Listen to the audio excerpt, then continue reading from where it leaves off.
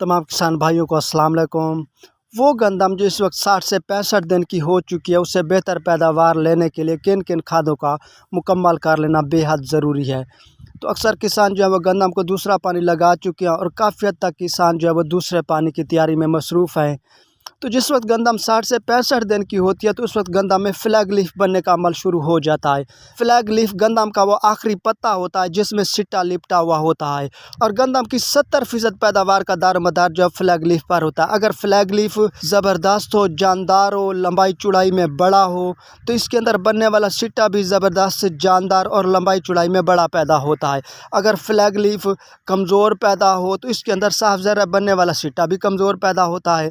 आपकी 70% पैदावार का दारोमदार इस गंदम के आखिरी पत्ते फ्लैग लीफ पर मुनहसर होता है। तो इस फ्लैग लीफ को बेहतर बनाने के लिए ज़रूरी है कि इस वक्त आप जो है नाइट्रोजन, फास्फोरस और पोटाश वाली खादों को मुकम्मल कर लें। अगर आप इन खादों को मुकम्मल कर लेंगे तो गंदम का पौधा फ्लैग लीफ बनने के अमल से लेकर दाना बनने तक इन खादों को इस्तेमाल में लाएगा, और इससे जो है ना इंशाल्लाह आपको एक ज़बरदस्त और भरपूर पैदावार मिलेगी। तो वो किसान जो इस वक्त गंदम को दूसरा पानी लगाने वाले हैं, तो वो नाइट्रोजन, फास्फोरस और पोटाश की खादों का इस्तेमाल मुकम्मल कर लें। तो इससे जो है ना इंशाल्लाह उनका फ्लैग लीफ और सिट्टा ज़बरदस्त पैदा होगा, और इससे जो है इंशाल्लाह उनको एक ज़बरदस्त और अच्छी पैदावार मिलेगी।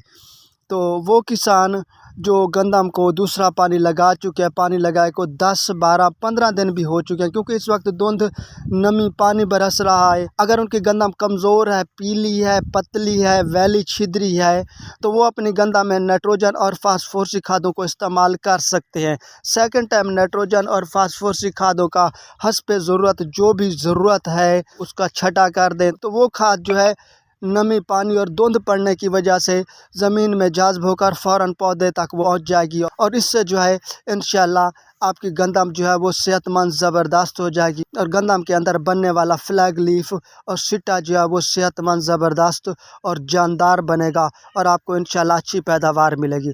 तो जो किसान अपनी गंदम को नज़रअंदाज करेंगे, भरपूर तवज्जो नहीं देंगे, इस वक्त अपनी गंदम में नाइट्रोजन, फास्फोरस और पोटाश की खादों को मुकम्मल नहीं करेंगे, और उनकी गंदम कमज़ोर, पीली, पतली, वैली छिद्री रह जाएगी, तो इससे जो है फ्लैग लीफ भी कमज़ोर बनेगा और इसके अंदर बनने वाला सिट्टा भी कमज़ोर बनेगा। तो उनकी जो पैदावार है उसमें काफ़ी ज़्यादा कमी आएगी।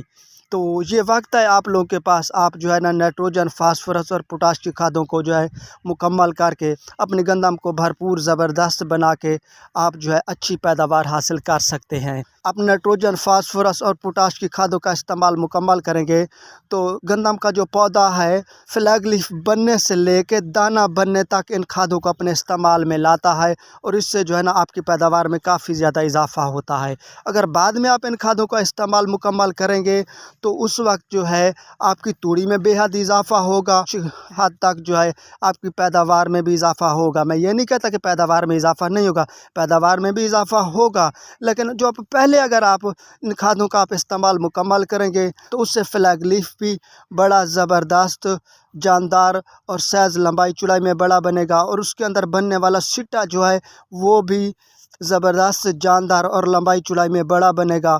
तो उससे जो है ना आपकी पैदावार में काफ़ी ज़्यादा इजाफा होगा। अगर आप बाद में इन खादों को मुकम्मल करते हो तो उस वक्त फ्लैग लीफ और सिट्टे की लंबाई चौड़ाई, साइज़ में कोई फ़र्क नहीं पड़ेगा, सिर्फ जो उसके अंदर जो दाना बनेगा वो साइज़ में थोड़ा बड़ा बनेगा और वज़नदार बनेगा। तो पहले इस्तेमाल करने से आपको बहुत ज़्यादा फ़ायदा मिलेगा, बाद में इन खादों को मुकम्मल करने से आपको जो है फ़ायदा मिलेगा, लेकिन कम फ़ायदा मिलेगा। तो इसलिए पहले इस्तेमाल करना ज़्यादा बेहतर है बाद में इस्तेमाल करने से।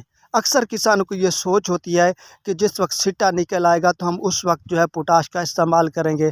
तो भाई अगर आप 60 से 65 दिन में अगर आप नाइट्रोजन, फास्फोरस के साथ पोटाश का इस्तेमाल मुकम्मल कर लेते हो, उससे जो है फ्लैग लीफ ज़बरदस्त बनेगा, फ्लैग लीफ की लंबाई चौड़ाई में भी इजाफा हो जाएगा, फ्लैग लीफ के साइज़ में इजाफा हो जाएगा, और उसके अंदर बनने वाले सिट्टे की भी लंबाई, चौड़ाई और साइज़ में इजाफा हो जाएगा। बाद में अगर आप पोटाश का इस्तेमाल करोगे तो उससे जो है ना फ्लैग लीफ लीफ के साइज़ में कोई फ़र्क नहीं पड़ेगा, गंदम के सिट्टे के साइज़ में कोई फ़र्क नहीं पड़ेगा। गंदम की उम्र 60 से 65 दिन है और आप पोटाश का इस्तेमाल कर लेते हो तो इससे आपको ज़्यादा फ़ायदा मिलेगा, और अगर बाद में आप पोटाश का इस्तेमाल करोगे तो उससे आपको कम फ़ायदा मिलेगा। तो इसलिए मेरा मशवरा है कि आप पोटाश का जो इस्तेमाल है वो आप पहले करें, ताकि आपको भरपूर और ज़बरदस्त पैदावार मिले।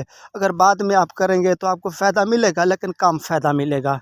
जिन किसान भाइयों को मेरी ये वीडियो अच्छी लगी है, रहनुमाई मिली है, तो वो इसे सब्सक्राइब लाजमी कर दें, ताकि मेरी आने वाली हर वीडियो आप भाइयों तक पहुंच सके, और दूसरे किसानों की रहनुमाई के लिए शेयर भी लाजमी कर दें।